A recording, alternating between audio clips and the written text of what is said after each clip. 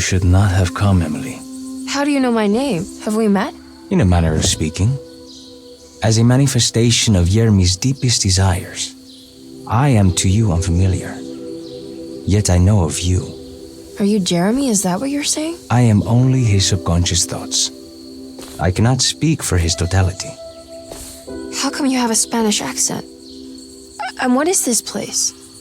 Is this Tarawea? This is indeed the fabled convent of Tarawea, where Yermi goes to find peace during his sessions with Dr. Gray. It's all fantasy then. Based on the things he has read and seen. And that includes you. Yes. My name is Juan Luis Jorge.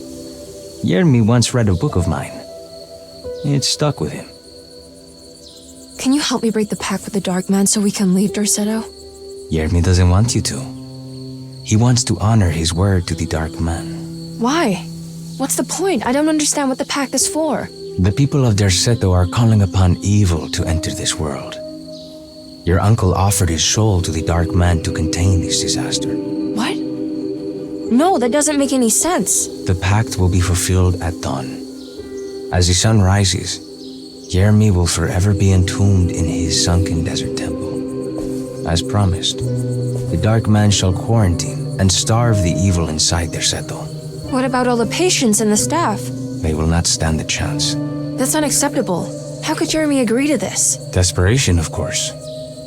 Yermi did not choose martyrdom lightly.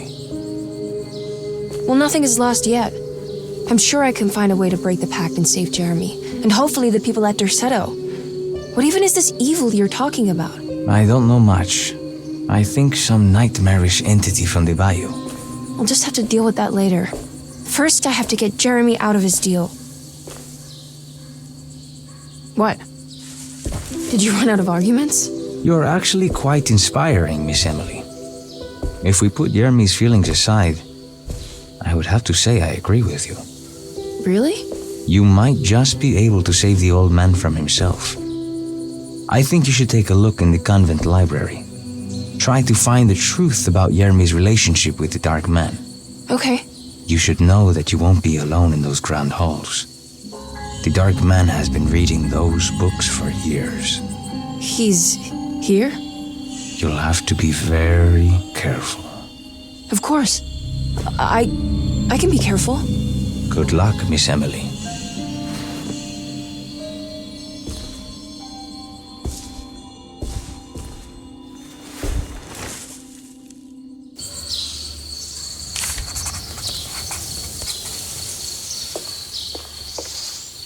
As much as Emily wanted to soak in the comfort of Jeremy's dream and take a seat next to Juan under his Bodhi tree, she knew she couldn't stay. She had to visit the library and find information about Jeremy and his first meeting with the Dark Man.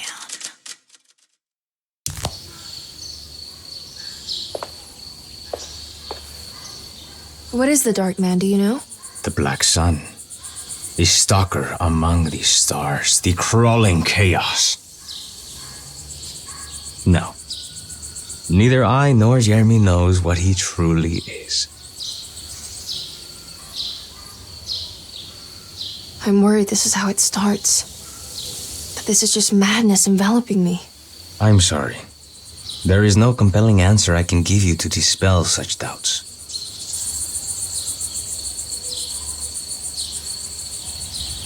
Well, I put this off long enough. Take care, Juan. You too, Miss Emily. I will cross my fingers and hope for the best.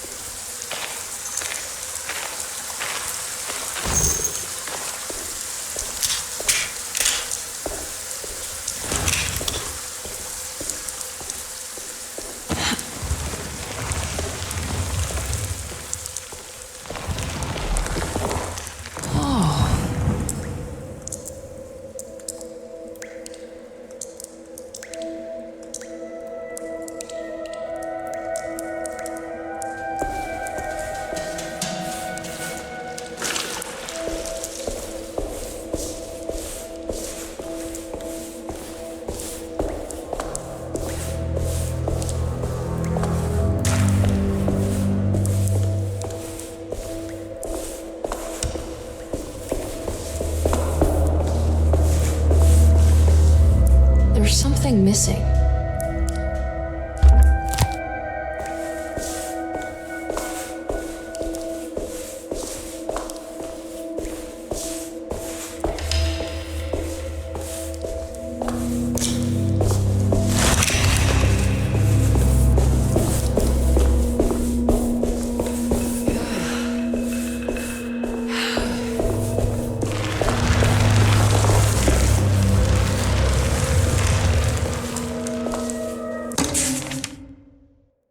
The great library was endless, beautiful, and terrible.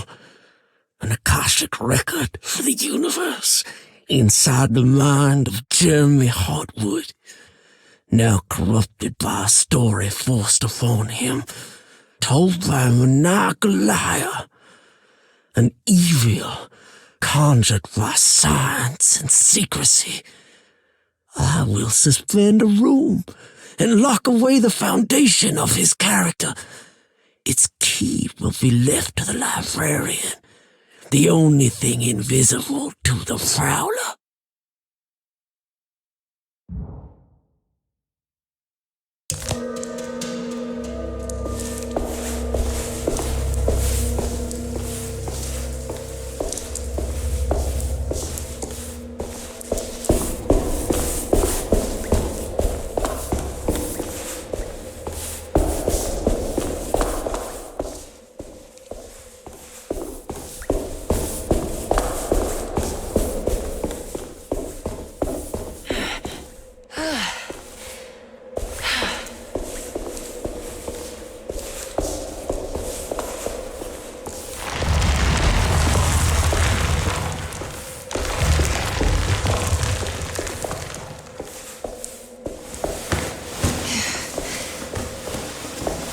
Yeah.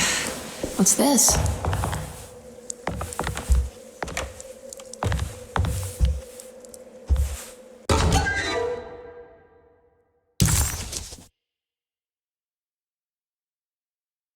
Bull worship is common throughout history. For Christians, this can be seen in Exodus when the Israelites turned to worship a golden calf in Moses' absence. This passage shows the people falling back to the worship witnessed in Egypt, known as the Hapis bull. Another famous example is the Minoans on the island of Crete. Their worship of the bull gave rise to the myth of the Minotaurus, the half-man, half-bull monster that reigned the labyrinth. But for this particular case, I think I should tell you about the deity Astarte that brought the Taurus constellation to life to attack Gilgamesh. Even for a mythical hero, this celestial bull would prove difficult to defeat. Only by distracting the bull with a golden sail was Gilgamesh able to pierce an eye with the spear, which bled the bull to death.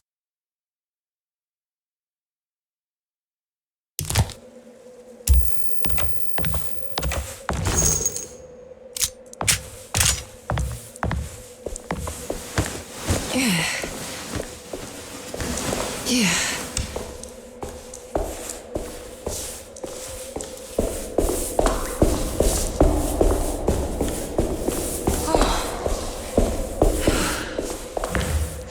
There's something missing.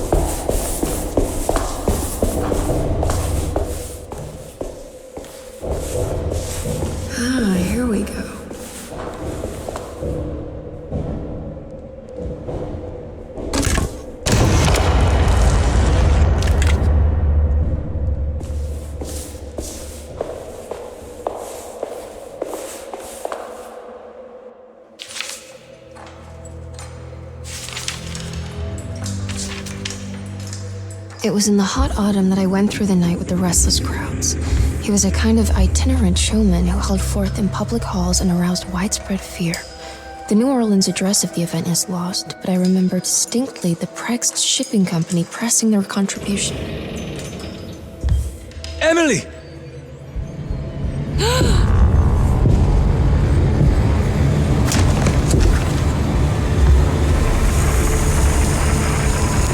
Please, no. I hope you found what you were looking for, Emily. I fear there is no going back. He's in my head, Juan. His breath replacing mine. You should not have come, Emily.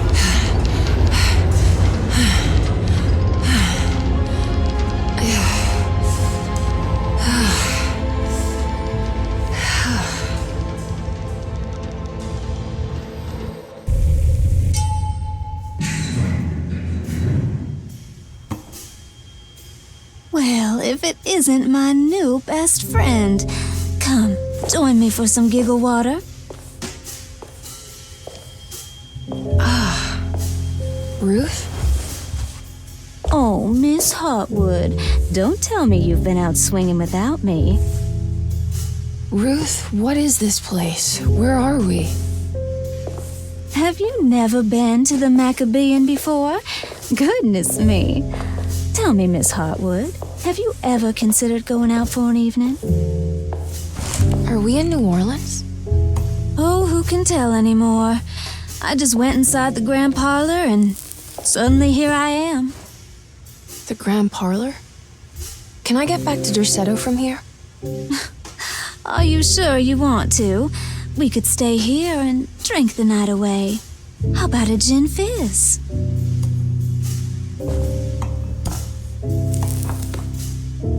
If this is New Orleans, maybe I should go further. Find that magic show the book was talking about.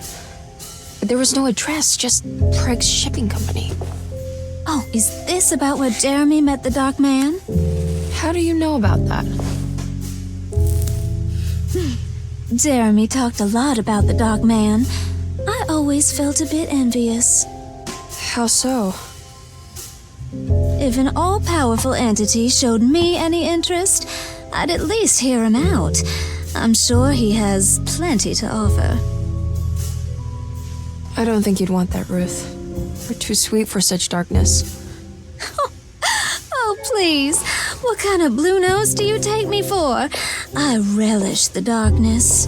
I think it suits me.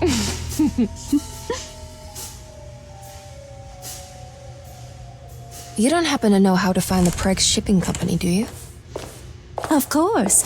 Their office is just over there. Whoa, what happened?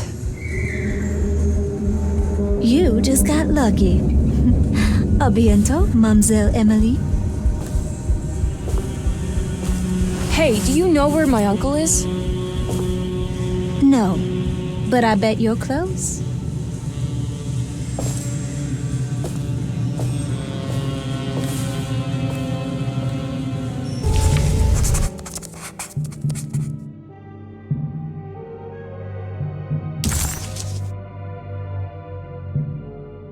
New Orleans lies southwest of Derceto, along the great Mississippi River. Its old town, the French Quarter, or the Vieux Carré, is home of the proud and often rich Creoles. Wrapped around this center, you will find a large and eclectic city full of people, including the most mundane dock workers, reckless gangsters, jazz-crazed flappers, and of course, the mysterious voodoo people. At night, you can stand on the lakeside of Derceto and watch New Orleans glow like embers on the horizon.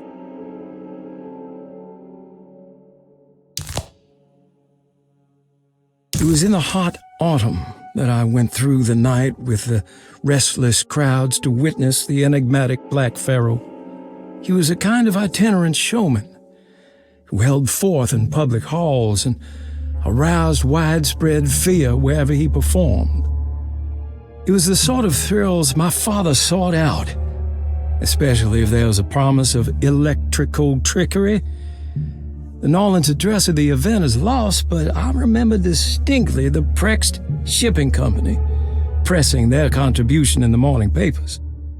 There were rumors of an Egyptian sarcophagus being a part of the act, something which kept me wondering how they had carried that up the seemingly endless stairs. The details of the showman's performance have almost been entirely replaced by dread, the kind that numbs and hides the terror of something unbearable. What is certain is that ever since that night, I can't remember a single day passing without seeing or sensing the presence of a dark man.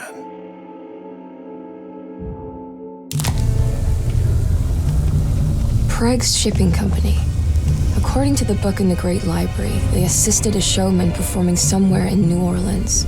It's somehow connected to Jeremy's introduction to the Dark Man. I'm sure I can find the address inside. Why couldn't Ruth come with her and help her out, Emily thought. She really didn't want to be alone anymore. At least Emily was back in New Orleans again, in front of the warehouse of the Prext Shipping Company. According to the book in the library, she should find the address to where Jeremy first met the Dark Man inside.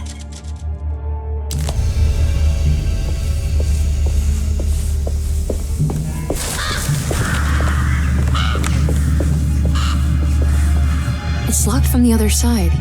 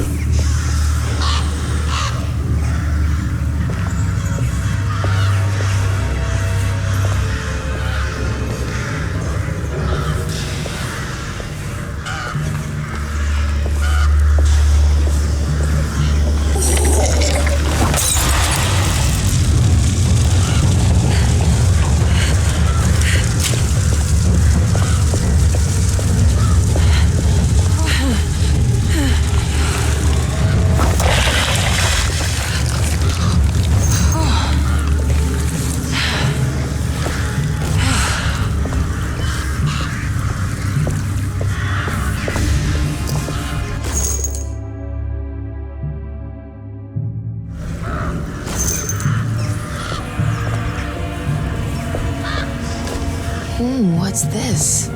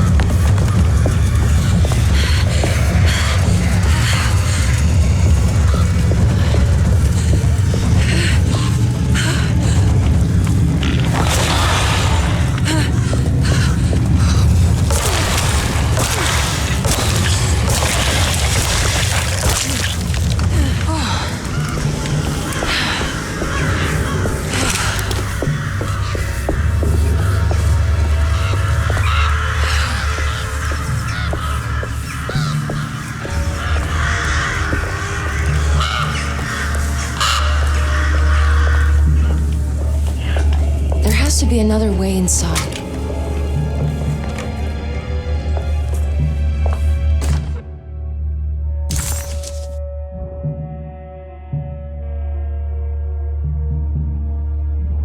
There's a way through the sewers.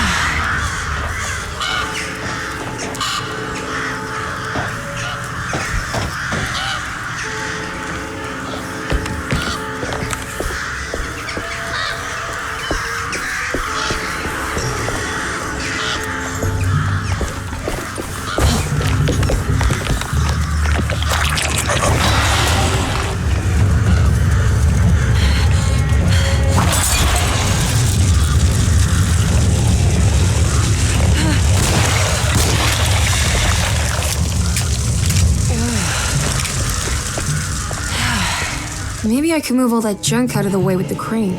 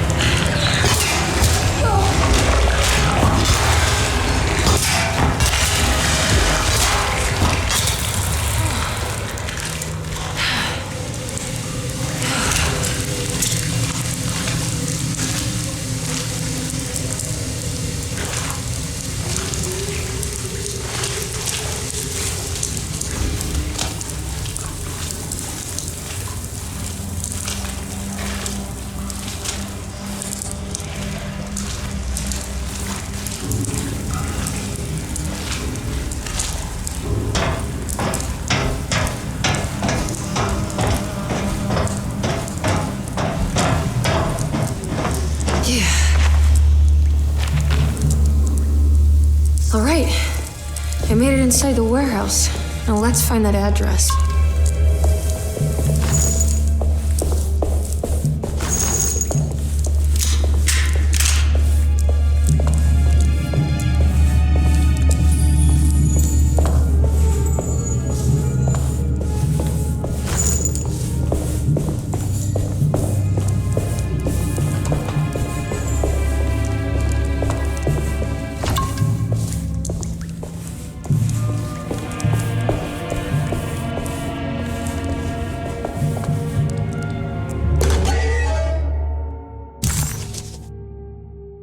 Asleep, with an anesthetized mind, Yermi filtered these words from Derceto's gangrenous ground. Ever their praises, and abundance to the black goat of the woods. Hear us, mother, and take pity on us. Accept our sacrifice, and judge our worth. Ia, Shubnigrath. Ia, Shubnigrath. The black goat of the woods with 1,000 young.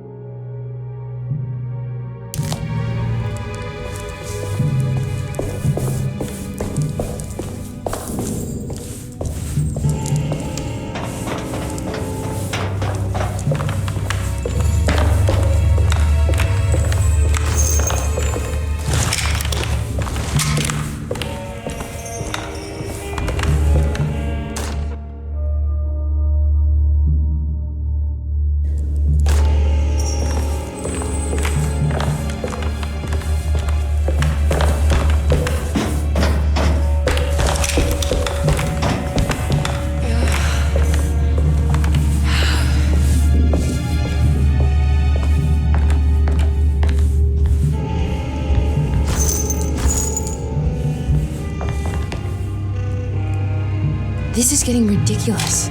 I mean, I'm not complaining.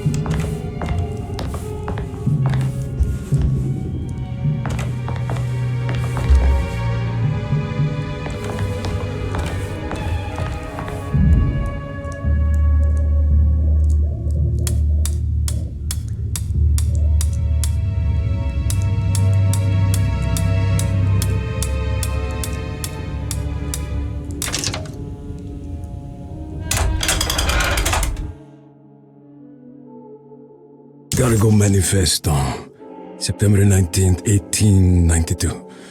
Break Shipping Company delivered 4 steamer trunks, 1 Egyptian sarcophagus, and a large wooden crate belonging to the showman called the Black Pharaoh, performing at 18th Street.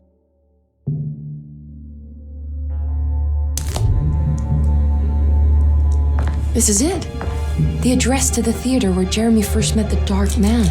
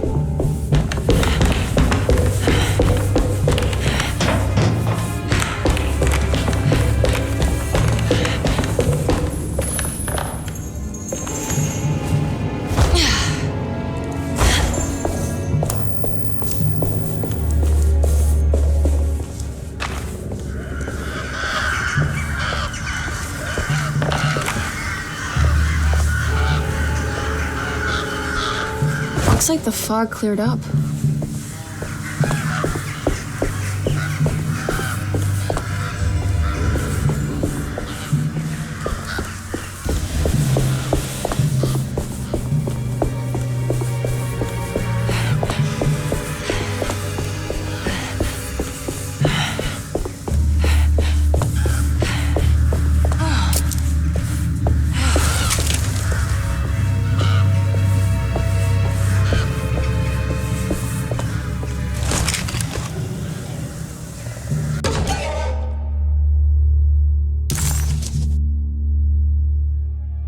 The Hartwood curse is what they call it. There wasn't much of a vocabulary for mental illnesses back in the days. There are hardly enough now. The Hartwoods carry a troubling chemical imbalance in their brain, which they have managed to pass down through generations. As they grow old, they are overtaken by overwhelming melancholy that unavoidably leads to suicide. Oh, you want the real story? Well, who can say? It was written that way.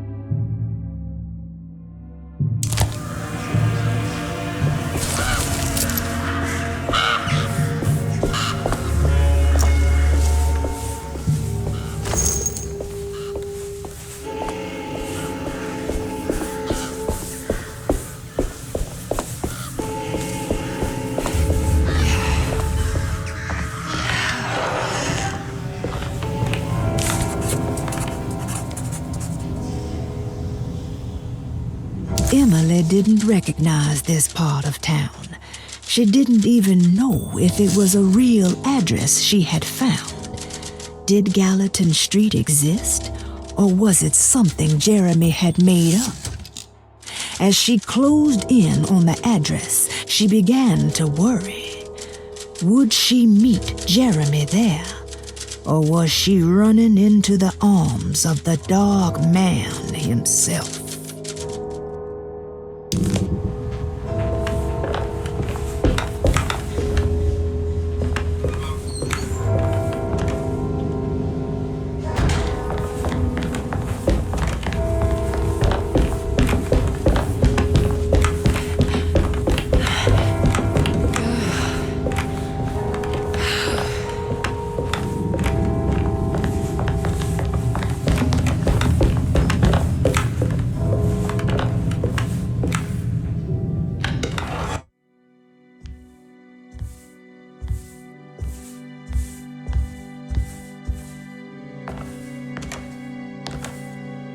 You shouldn't have come. Don't say that. You needed my help. All I wanted was to keep people away from Derceto. Especially you, Emily. You're the only one in the family who forgave me for choosing old age over death. Father still cares for you. He is paying for your treatment at Derceto. To get rid of me! That's the only reason anyone's at Derceto. Someone in the family thought you were becoming an embarrassment. Help me get you out of this mess, Jeremy. I want to take you away. Your father would send me right back. What if I take you up north, to Kingsport? I know Mother still has family up there. I've been thinking about going for a while now. I haven't been to Massachusetts in years. I still paint from memory, you know? That old lighthouse makes for a great motif. Your father and I would go almost every summer. Then when our great-uncle died, we stopped going back. What is there to be done about the Dark Man? He's the one holding you back, right? You feel like you can't leave without paying your debt to him. The Dark Man has been with me since I was 12 years old. He was standing right on that stage right over there. For a brief moment, his gaze held mine. And that was it. I recognized him for what he was. The Hartwood curse embodied in flesh. I thought it was my turn, but I was only there to be mocked. Instead, his attention moved on to my father sitting next to me. I turned to him and saw his face. The whitest shade of pale I've ever seen. He bit off his tongue that night and suffocated. What can be done, Jeremy? Please. There's a way. 2 ways to be exact. One worse than the other. A written contract now buried inside his sunken temple. Don't you remember what it said? I don't want to. Try, Jeremy. What did the contract say? No, we can't. We can't let New Orleans suffer that blight. I have to make this sacrifice. What are you talking about?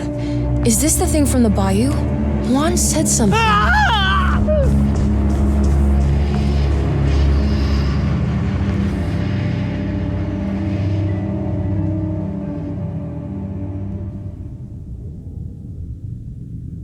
Okay, so there is a way to break the pact at least. Hidden somewhere inside the dark man's temple.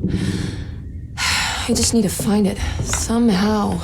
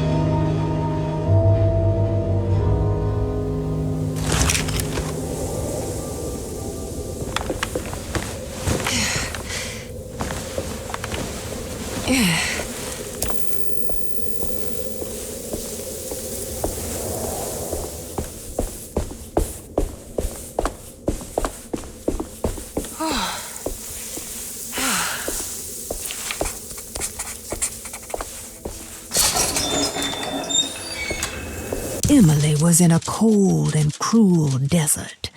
As her feet pushed into the ancient dunes, her mind flickered to the beach in Kingsport, where the shadow of the tall lighthouse crossed the coast like a needle. It seemed so much more sinister than it should. A temple dedicated to the dark man, she thought. How is this worth pursuing? This is madness.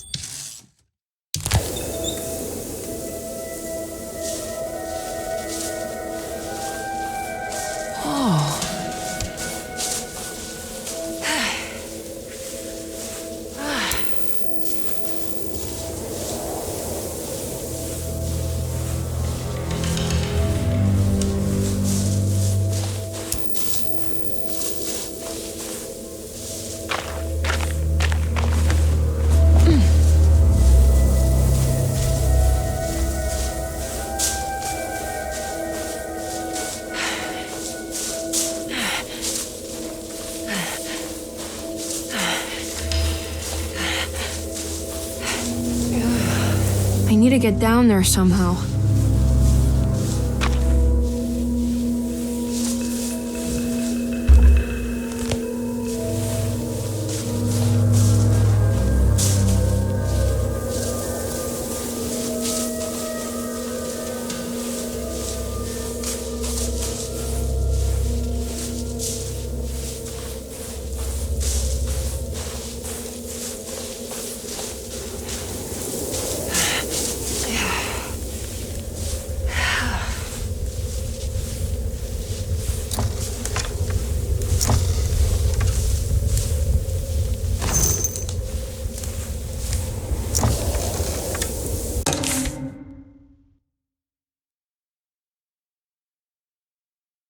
The temple of Nephron-Ka lies under our camp. Despite all efforts, that unholy site did not collapse, but sink beneath the sand. The pharaoh is long dead, his name meticulously stricken from all ancient writing. But that stage meant for blood and terror remains. The temple is said to be lightless, built to harbor all the haunters of the dark found in the very depths of our universe. Calling on the gods meant creating a bridge between our world and theirs. The terrible Aldebaran of Taurus, the black sun, was seen as the most important star in the night sky, because according to the Kitab al-Azif, it was said to be the home of that crawling chaos known as Nyarlathotep. Through ancient mechanisms, it was said that the priests could open shafts channeling the light emitted by that strange stone called the Shining Trapezohedron. Several streams pooled together above the statue of that dark man would then be sent through space towards the black sun, a message to the gods. The gifts bestowed on the sender are completely undocumented, but often assumed to involve dark blood pacts, where souls are traded for malicious miracles.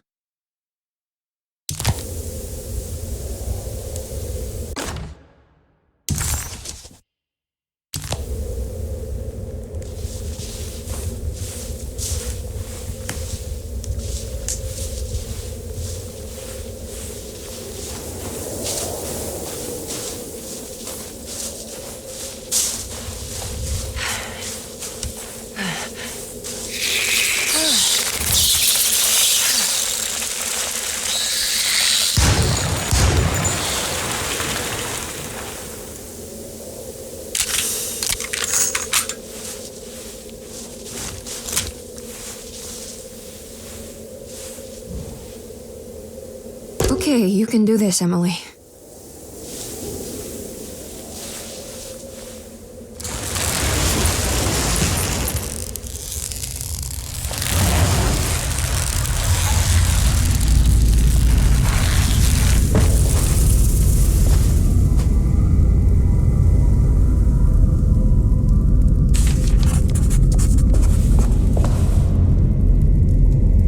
Emily felt a wave of despair as she recognized the temple she had entered.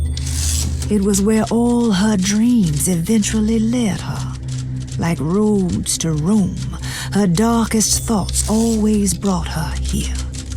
Was the dark man behind all of her family's suffering? Was it the same creature wearing 1,000 masks? Finally, feeling her own sanity slipping away, Emily steeled herself and set off in a hurry to find Jeremy's contract with the Dark Man so she could leave this cursed place.